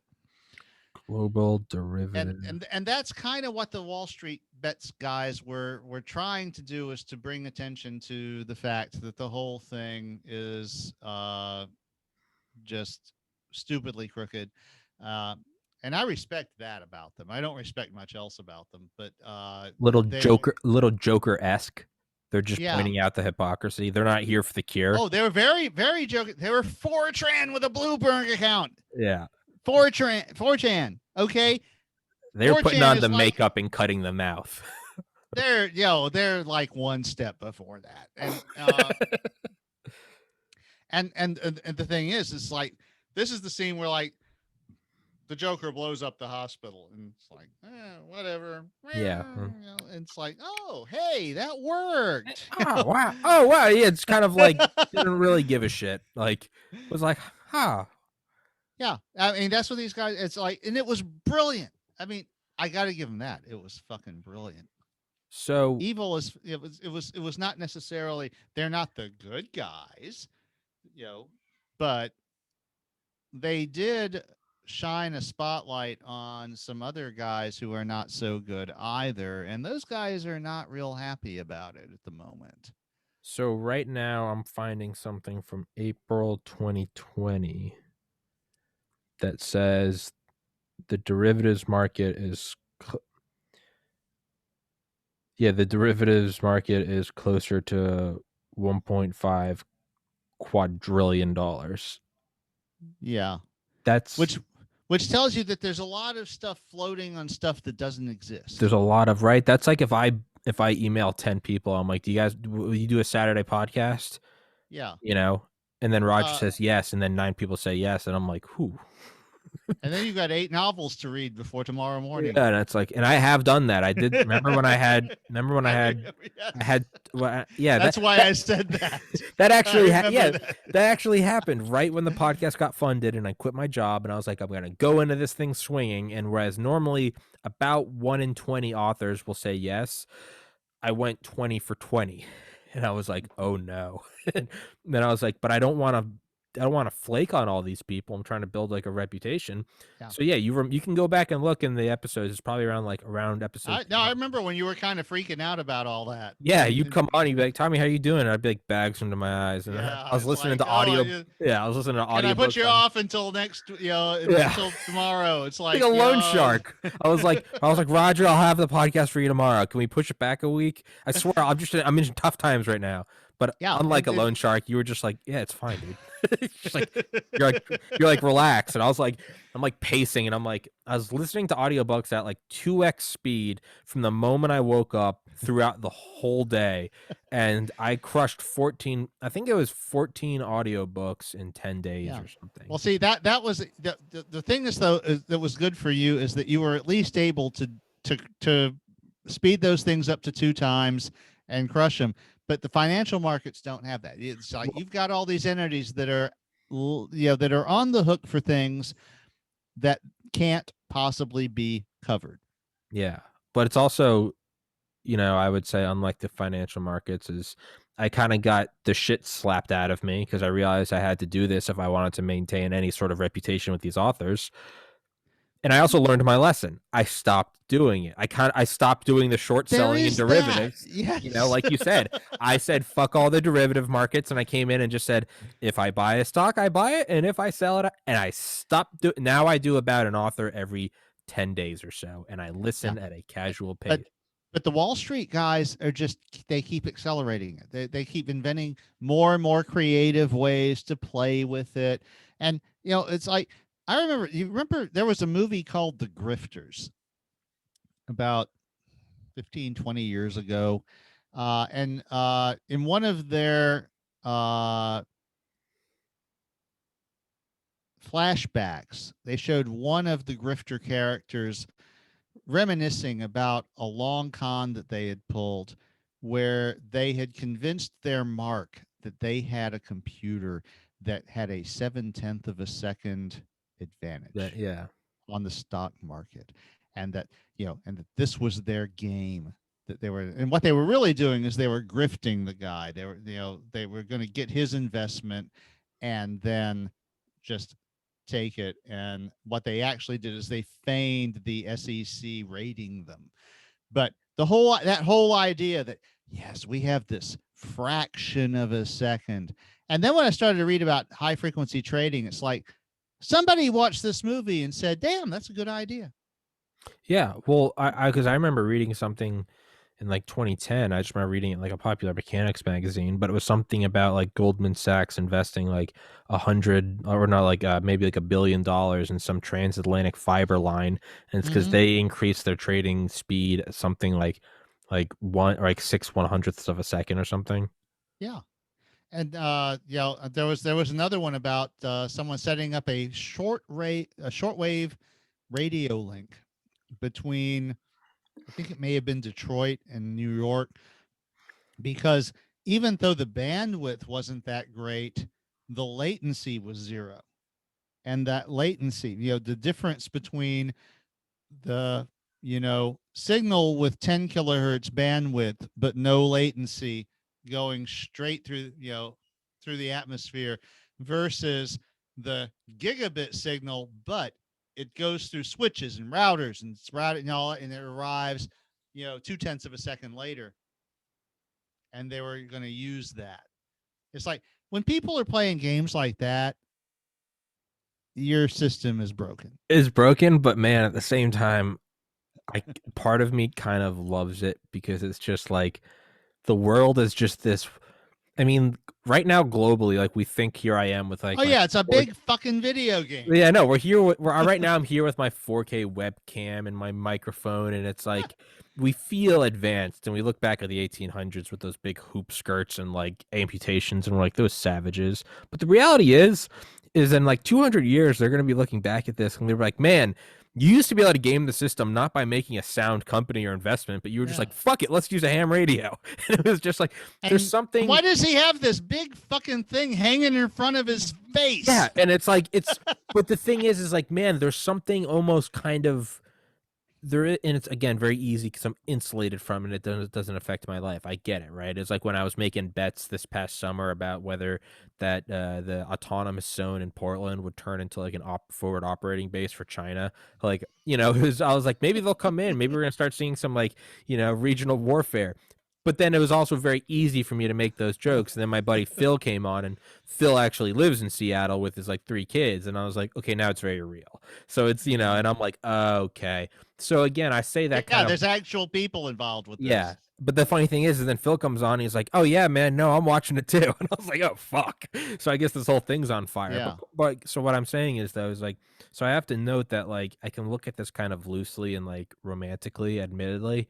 That being said, there's something a little like poetic about whether it's a shortwave radio or it's a Goldman Sachs transatlantic fiber optic line, or whether it's just some fucking disillusioned assholes on a subreddit who are just like, fuck it, let's bring the globe to its knees. There's something a little beautiful about that ability to throw a wrench into the system, because like a kid throwing a rock off a bridge, it's just kind of like, I kind of want to see what Yeah, I happens. mean, really, the whole thing with It's Wild West. I the love it. GameStop thing is very similar to the shortwave radio link and the fiber optic, but instead it was the ability to amass a mob Yes. and get them to all buy the same stock at the same Yes. time, even though it has no fundamentals, and buying it is a stupid thing to do because you only live once. YOLO. But there's part. It's like that.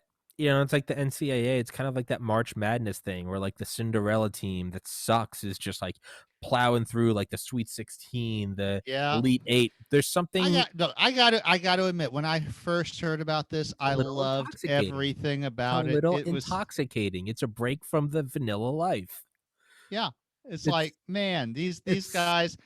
But the thing is, yeah, they're not heroes. They're no, not no, no, Robin no, no, Hoods. no. And like let's point that out They now. They're broke a not lot of little people as well as the as the hedge funds, but it's just it really is very similar to the story of The Big Short in that they you know they're sitting in a field of broken glass, handing holding up a wad of $100 bills. It's like, okay, it's like, yeah, all right, we're in a wasteland here, but we won.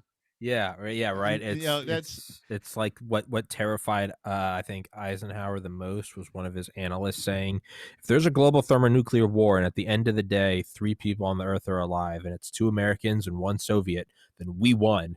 And Eisenhower was like, "Oh fuck, what is this game?" He was like, "No, we're not." And his analysts were like, "We just got to have more souls than them." And he was like, there is no winning yeah, this game." wrong metric. Nope. Yep. Yeah. That's So but in a weird way, like the greatest gamble of it all is mutual assured destruction. And like so far, we've played that game for 76 years, 76 years this summer. We've been playing atomic weapons and we're still well, here. we have John Nash to thank for teaching us that was the way to play that game. Have you ever seen It's the movie A Beautiful Mind? no, but hold that thought though, is like as I mean, you got to think the creation of the Gatling gun. The guy created the Gatling gun because he thought that it would make war so unpalatable, it would make slaughter so accessible to every army that the world would just stop fighting. In Mm-hmm. reality, everyone was like, "Yo, can we get 10 of those?" But Yeah. when we Leo scaled it up Szilard to does the same yeah, thing. when we scaled it up to fission bombs and then thermonuclear weapons delivered by hypersonic missiles in orbit 10 at a time, Didn't change a thing. it's well, no, no, no, no. It did. In that not since 1945 has there been total war. Total war has stopped. There's still warfare, but you never had a nation's full industrial might going at another nation's full industrial might. Even Vietnam, Korea, Grenada, Desert Storm, Iraq. Well, Even we Grenada see, was kind of a sad joke. yeah, still. But um, the point is though, is even in yeah. the Middle East. Hold that thought. Should we ever pick a war with Iran? Sure, sure, sure. But the point is what I'm saying though is has it or has it not worked? I would say it has, and Yeah. that's probably Well, the and that hardest pill to swallow is that nuclear weapons have actually created peace. but it's also the policies around them, and a lot of that revolve around the Nash equilibrium, and that's the whole doctrine of mutually assured destruction. Uh, that's if you get a chance to see the movie A Beautiful Mind, it is very worthwhile Okay, because it is about a person who is very insane, and it is from his internal view. okay, And it has, I don't want to say too much about it because the thing is the movie is really told from Nash's perspective, and he's insane. kind of like He's American Psycho, yeah, except that Nash isn't as a killer. simple. Okay, Nash is a very complicated person, and he actually is a brilliant man who contributed some incredibly important things to particularly our theories of uh, nuclear defense and stuff like that. And I, it just happens that he's also majorly schizophrenic. Um, but the whole thing, he there's a scene in the movie where the three, he's one of the three college buddies that are, they're at the bar, and there's three girls, and two are brunettes, and one's the obviously much more desirable blonde, right? And so at first they're all like, well, the blonde is mine, I'm going for her.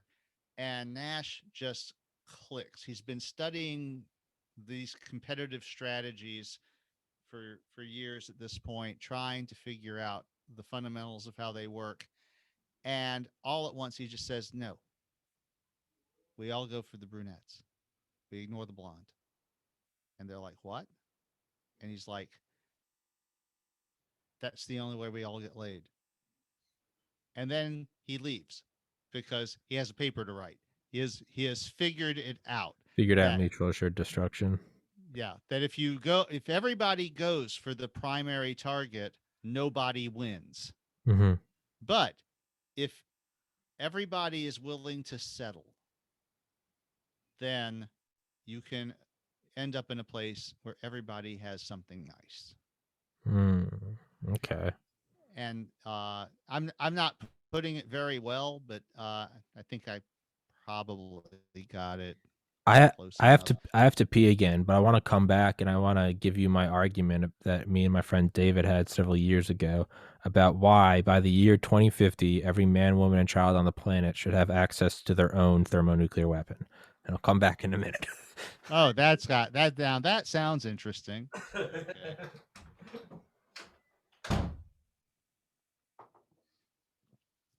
I'm going to do the same thing. I'll be right back.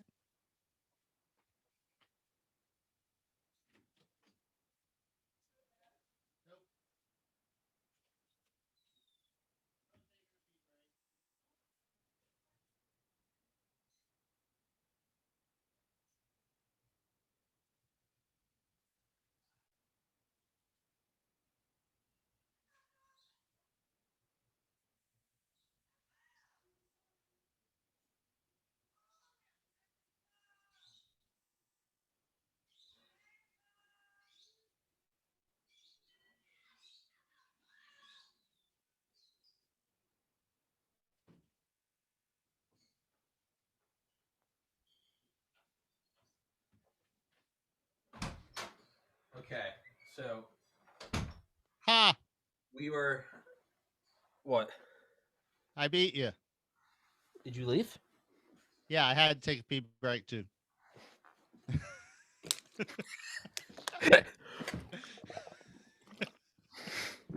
Never in my life did I think that. I remember I was talking to Dale Comstock the other week when we were talking about like methods Dale uses to like succeed. Dale's the youngest ever member in Delta Force. Dale worked for the CIA, cleared at the NSA, did nuclear facilities, trained a professional boxer, trains dogs, and he does all sorts of meditation and visualization. And like he has a master's, he has a PhD. You look at him and he talks about all these methods he used to succeed. And I told him this like when I read his book last March. I was like, very early on, you're like, no matter how his techniques may sound to you, this is not a guy that ever fails at anything. So you have to take it into consideration. And I told him, I was like, if Tom Brady, who's going to his 10th Super Bowl, told me that the only way to succeed is to put tapioca pudding on his balls, then, who am I to say that's Where's the wrong? tapioca? And then I said to Dale, never in my life did I think I'd be sitting here with an ex-Delta Force member talking about the application of tapioca pudding to my grundle. Never in my life did I think I'd be sitting here with Roger, the author of my favorite book, going, beat you back. I peed first. But, yes. So, but here we are. Yet here we are. Thermonuclear Welcome weapons. To 2021. Yeah. Welcome to 2021. Yeah, it's like that meme that was like that moment you realize that every year this decade just begins with 2020 when you say it out loud. 2022, 2023. Yeah. It's a 10-part series and you go, oh no. Well, there was 2020, which was like the subject of the incredible Match.com ads. Then There's 2020 space WON. Yeah, and then there's 2 Then there's TOO. 2020 space TOO. We're screwed. We're screwed. 2020. Yeah, we're back. And it's like, It's oh, 2020 for at least the next 3 years. Okay. right? It's like, yeah. So me and my friend David, and I remember we were arguing, and I've known David since 5th grade. And again, he and I polar opposite views politically, in terms of everything. And that's why I love him. It's because he's a super intelligent guy, and I can't look at someone as intelligent and respectful as him with a good wife, and I can't look at him and go, that guy's evil. So when I see him with like opposite beliefs of me, it helps me because I go, okay, well, there's someone that clearly they're not a bad person, so maybe we do just agree to disagree, and that's why I try to be like aware of my own biases and shit. That being said, we always kind of rustle each other's feathers. And I remember a couple of years ago we were talking about like gun control, and he was like, I was making an argument like I don't think the government should have anything that we don't have, and he was like, including tanks, and I was like, including nuclear weapons. And I just kind of said it just to get under his skin. And he was like, why? And like I wasn't planning on this argument, but just being an idiot and like a douchebag, I was like, fuck it, I'm just gonna try to take this argument. I'm just gonna try to like defend this court case. And I go, I think every man, woman, and child should have a thermonuclear weapon, the biggest ever made, 100 megatons. I think we should all have one by the year 2050. So I said this to him in like 2016. And he's like, that's terrible. And I was like, no, it's not.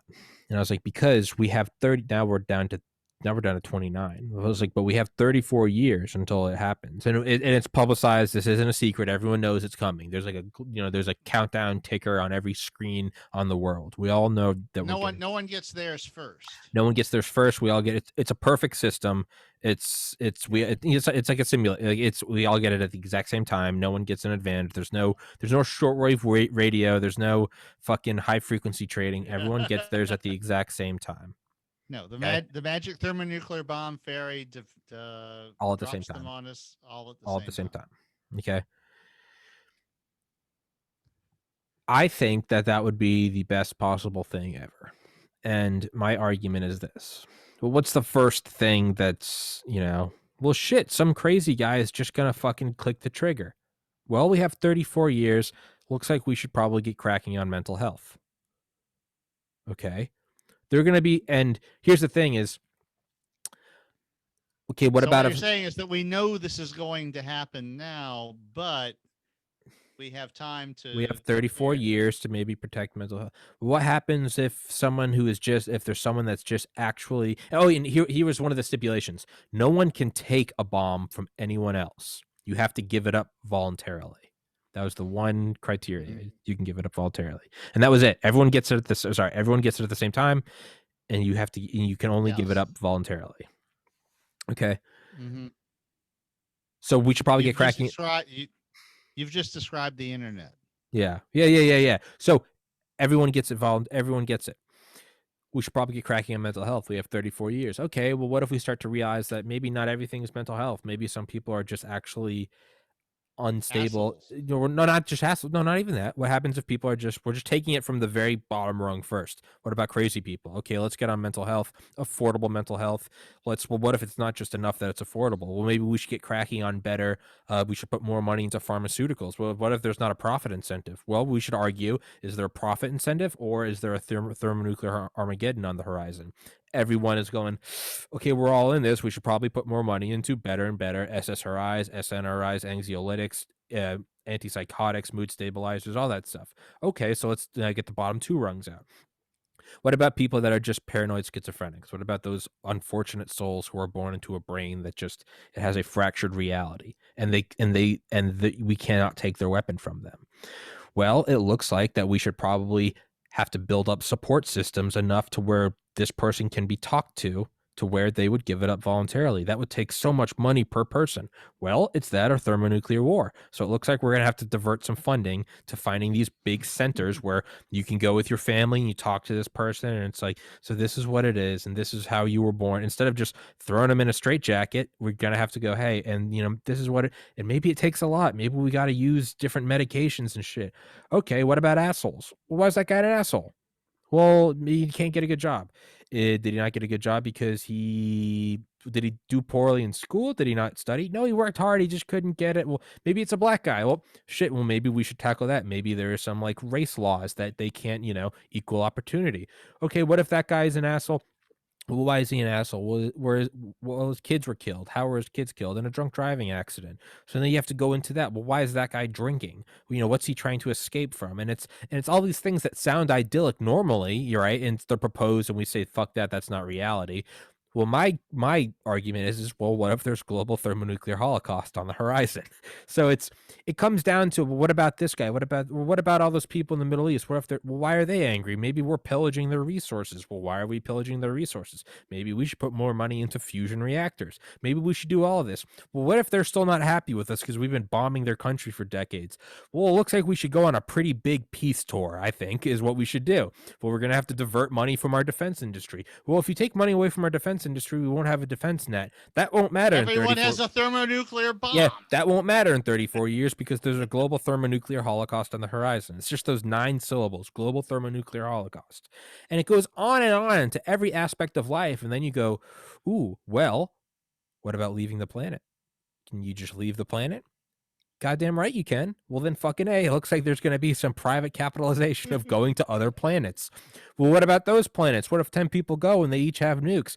Well, fuck, you better screen your people and make sure that you're all on the same Well, what if you're on a planet and some other group on the planet nukes it? Well, then maybe you should go to a different planet. Maybe you should go to one of the moons of Jupiter. Well, how are you going to do that? I don't know, but you got 34 years. You might want to get cracking, or you can stay here and work on mental health and mental wealth and jobs for everyone. And maybe you stop raping the planet. How do you appease the Greenpeace people? Well, it looks like we're going to have to put some money into this. And every time it circles around to, well, the vast majority of the world's resources, not to mention America's, go to the military industrial complex.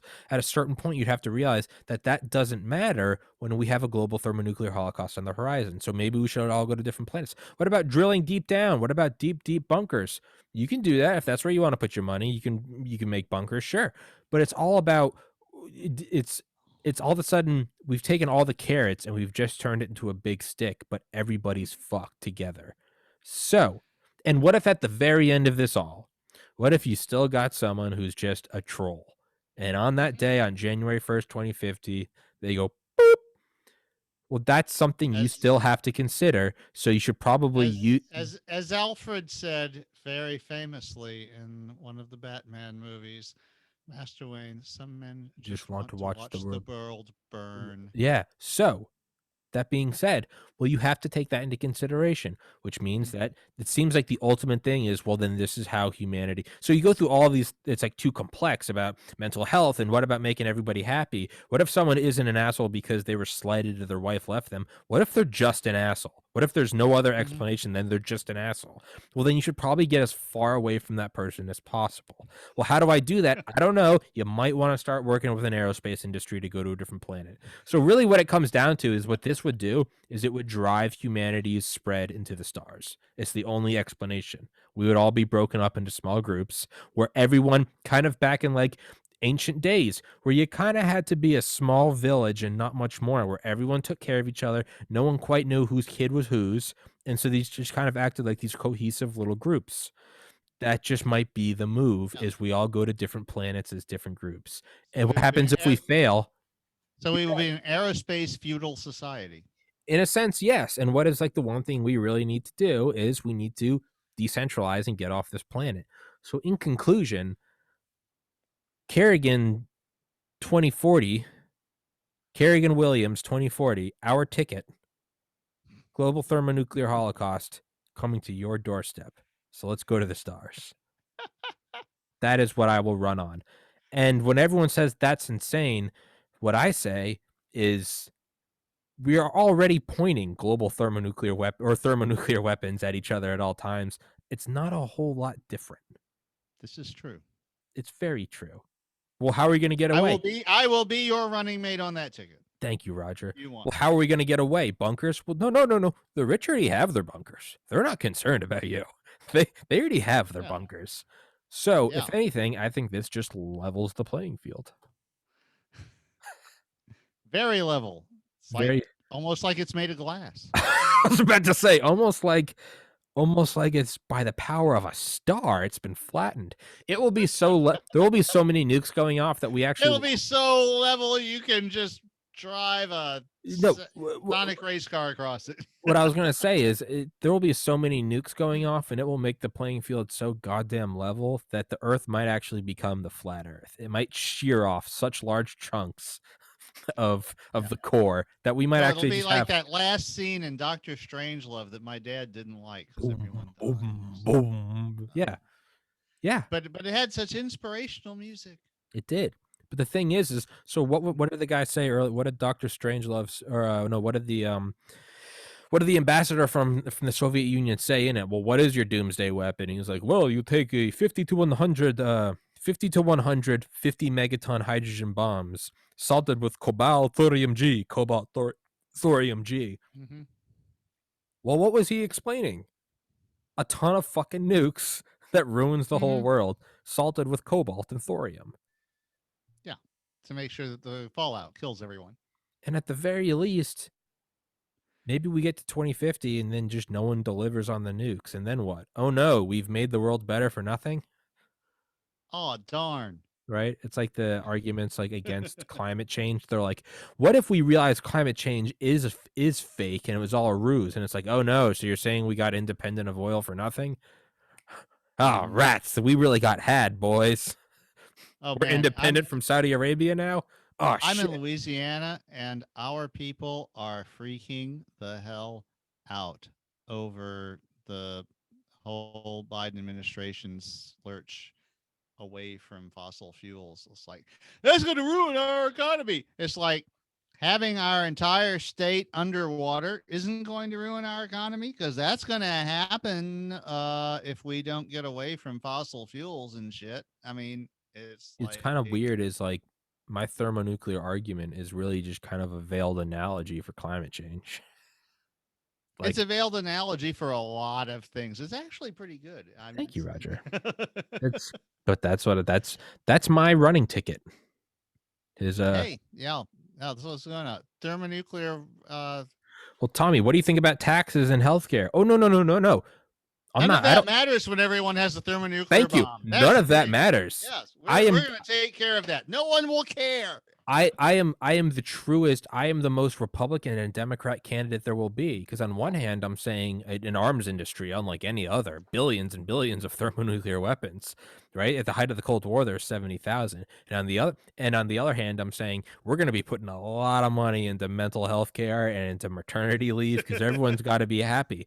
And when they say, "How will you do that? You don't have a comprehensive plan," I'll jump right back to the Republican side and I'll say it's called the invisible hand of the market. But instead of the market, I'll call it the invisible hand of the Holocaust, because it will be the incoming global thermonuclear Holocaust. So I will break the system. Funny how people are motivated when I will be the quantum superposition of presidential candidates. I will be in two places at once. I will be the Democratic Republican and the Republican Democrat.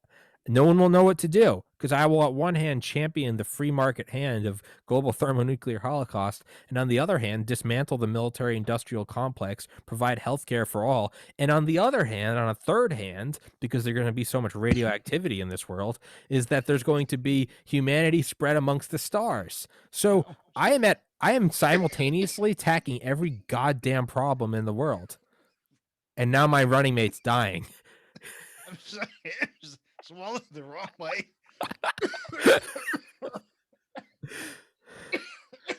God damn it. Damn. Yeah, I hate it when that happens. Okay. So, you good? Yeah. Okay. So more or less. So that is my running ticket. Well, I'm just going to chop off these last 10 minutes, and that's going to be the ad I play during the campaign. Yeah. Oh, my dad noticed too that you didn't edit out the part of the last podcast I know. before When I you. said to fix your mic, I realized that a day later. I like woke up and my head popped off my pillow. I was like, I forgot to edit that out. Yeah, But at that it's point, the hey, things had been it's set done in now. motion. Yeah, Things had been set in motion that I could. By the time that Dad. podcast is edited and uploaded, things have been set in motion. It's like glacial pace. It's like we can't turn around now. There's no Yeah, going back to the house. Like we're going to that's the what I vacation. figured. I mean, it's Yeah. like that's what I told him. It's like, yeah, all right. Hey, hey. Of course, he'll be watching this too, so it's like, yeah. You know, Hey, Roger. Dad. Oh, hi, Roger's dad. Vote Kerrigan Williams. You know what? Yes. And then people may ask, well, how can we possibly tackle all these problems? Well, you need some sort of hyper intelligent, godlike AI. And I'd be like, actually, my running mate Roger actually put a theory forward a couple decades ago called the Mopi Initiative. Yes. Oh, and you might not want to go too far down that road until you hear Revelation passage, because there will be some stuff in there about hyper intelligent AI. Well, regardless, I have already made my position, so I'm going to stand on it until I'm riding this wave until the end of time. Mm. You know? So anyway, we got Revelation passage is a set of 5 episodes that I had intended would be, Oh, shit. Were we supposed to start today? yeah. All right. I'm still down. How long is the reading? Well, each of them is about 5,000 words, so they're not as long as the passages stories if you take them one at a time. Okay. Uh, and we can always say this is one of those things where you riff off one another.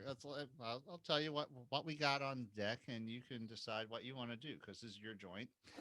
Uh, so Revelation passage is a set of 5 stories, each of them about 5,000 words.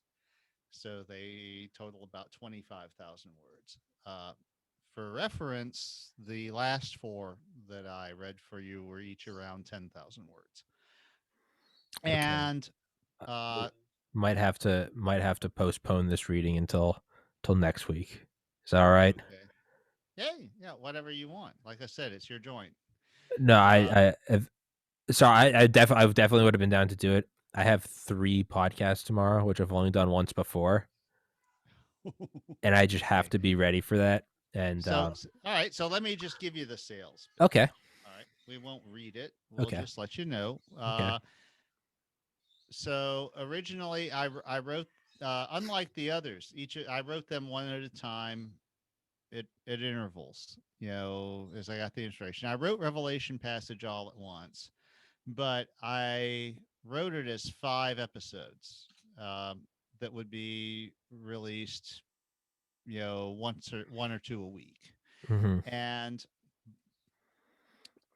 they start at the end of the first passages in the void thing, where Bringer Tom, we didn't know he was Tom at that point, but wakes up as a human in a human body with an alien robot at the foot of his. Well, Revelation passage is about those robots and what happens next Fuck after yeah, that. fuck yeah. So, but it's in the form of 5 segments. They're each about 5,000 words. So each of them is about half as long as the passages stories that I've read you in the past. But they were intended to be released separately. You know, each of them has a little cliffhanger leading to the next. Um, and within those segments, though, there are parts 1 through 7. And for reasons that become clear only in the late going, it starts with part 2. Okay, okay. Roger. You're never gonna get good constructive feedback from me because I love your work. So anything you put out, I'm like a retarded seal clapping my fins together. It's but I'm definitely But let's if we don't say have time for it, we don't have time for it. That's fine. Yeah. no, I definitely can't tonight. We've already been cruising for 2 hours. Um Has But it let's been? Oh shit. yeah, that's why I was saying, because yeah, if we were like 30 minutes in, I'd be like, yeah, sure, Yeah. fuck it. Like, no, not. It's just I gotta get to bed somewhat early tonight. Yeah. Well, we got game stopped. Fuck you. We got game. We got game. We went to GameStop and then we argued our presidential ticket, and so we got Yeah. a little busy. We can only tackle so many things in one night. But how about we start? How about we start? How about we do next Saturday at the same time, 5 p.m. Okay. Let's start. We can start reading. That's worked well for me Fuck this week. yeah. Let me write that down right now, just so. And we start with the reading. Yeah, yeah. We'll just start right off the gate with the reading, or right out of the gate, right off the gate. What the fuck does that mean? Right out of the gate. Yeah, we'll avoid, unless something cataclysmic happens with GameStop, in which case we might very well happen. which So it's not an uncertainty, but yeah. So well, yeah, we might regardless, if something happens, provisionally yeah, we'll say yeah, if something crazy happens, like I'll probably like text you to have you on like that day if something happens. So let's still save next or this 1 week from today. Let's save that for a reading. Okay. And if something insane happens between now and then, I'll hit you up and we'll do an impromptu analysis of what's going on. All right. Yeah, we haven't ever done that before. Yeah, so this could be fun. So, Hey, yeah. you know what? So this is the fuck you, I got mine. Where we're watching GameStop die. I'm like, I am the Rothschilds funding both sides of the war, right? I'm the military industrial complex. You guys fight. Roger and I will make content. It's a win-win. Yeah, and the Wall Street bets guys will destroy the stock market while making themselves rich off of it. Do you want to make predictions right now real quick in like 3 minutes? Do you want to make predictions about what's coming in the so today is Saturday, January 30th, 2021 at 7:17 p.m. Eastern time. The market opens Monday. I'll say that in all of my knowledge, which is nothing, I'll say it will be a big nothing burger. It'll be a way that somehow the rich guys get out of it on some technicality because they own everything, and everyone will be angry and the system won't actually work for the little guy. But there's a percent chance that it does turn into some sort of stock revolution. I don't know. I don't think it's going to move a lot in the next few days. I think that the market's self-protective mechanisms are going to keep it from moving too much either way for a little bit until they can't anymore. Right now, there's a lot of really paranoid attention being paid, particularly to GameStop, but even to all the other stocks that the Wall Street bets guys have also sort of like alerted on. And, so there's a lot of stuff that's probably going to happen next week Okay. as far as how this whole dynamic works out. And I honestly have no idea because it's like the little guys in the, this is a classic thing where David walked up and kicked Goliath in the nuts. But at the same time, in order to do that, David had to walk over the bodies of a lot of other little people to get to Goliath's nuts, and so they're not good guys either. And uh, how the market reacts is going to be really interesting because you've got like Alexandria Ocasio Cortez and Ted Cruz like both saying we need to look into this. That's when something's up, when myself, a Trump supporter and a conservative, sees AOC and I go, she's making a lot of sense. Something's up. Yeah. And then of course, we can't ignore the most beautiful oh my god, yeah, the response in the universe is like, as far as sick burns, well, normally I would be happy to work with any Republican on anything of interest to us. But since you tried to have me murdered, I'll pass this time. We get what we fucking deserve. You know what? You know what I think would solve that though? Thermonuclear Is a weapons. countdown date to thermonuclear weapons. That's why you're my running partner, because he can Saw that because he happening. can Yeah. finish my sentences. That's why he's my running partner. And you know what? I don't think we'd be too concerned with insurrection or elections or GameStop if we all knew that there was a bigger fish on the horizon that needed to be fried. Or would be fried. Or Yes. we'd be fried. Would be fried. Will we be the fryer or the fryee? Well, both. Both, potentially. You have a personal thermonuclear weapon. Who's at the middle of it? Mm-hmm. So that's kind of like what the people who teach magic, divination, the magic thing is they say it's like if you set up a negative thought form, if you set up something metaphysical that you want to attack someone, as soon as you create something negative, who's closest to it? Yeah, I like that. All right. So it's a warning that it's like, yes, you can do these things if you want, and there are protective mechanisms that they then teach. But the warning is that always, if you create a negative energy, then you are the center of that negative energy. It is in you first. Yeah. And so the first thing, the first thing you got to do before you create that negative energy is do something to make sure it doesn't destroy you. Yeah, that's it's kind of like the Buddhist quote, like if you hold on to anger intending to hurt someone else, it's like holding on to a hot coal with the intention of throwing it at someone. Whether or not you hit them and burn them, like you're burned first. Yes. That is actually exactly the same thing. And in fact, it probably comes from the same source. Yeah, the idea that yes, you create a destructive thing, and you're the thing closest to it when you create it. I still stand by my argument. I don't think anything would usher in a harmonious, equal, fair society and or interplanetary and then interstellar travel faster than a global thermonuclear holocaust on the horizon. Nothing else matters. I would feel better about it if so many of my fellow citizens weren't obviously insane.